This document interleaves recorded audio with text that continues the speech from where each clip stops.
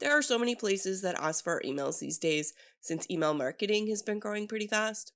You know those freebie downloads that you want to get, but you have to give your email, or that 10% discount that you can get at the cash register only if you give them your email. If only you didn't have to give them your actual email.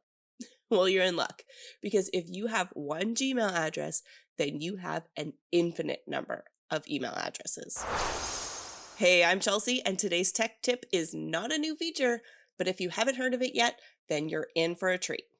All you need is one Gmail address in order to make yourself an infinite number of email addresses. Here's how it works.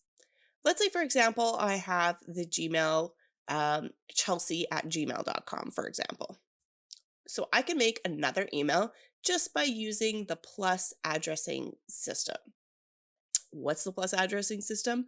Well, simply all I have to do is add a plus after the first part of my email. So the Chelsea part, so the part that comes before the at Gmail, I can add plus Bernhard and have Chelsea plus Bernhard at gmail.com.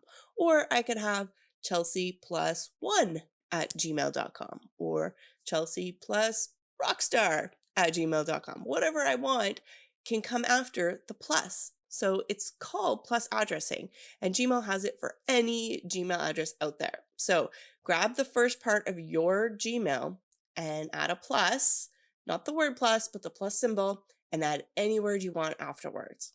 There you have it, an infinite number of email addresses. So where do all the emails go? Well, to your inbox. But what if you don't want them in your inbox?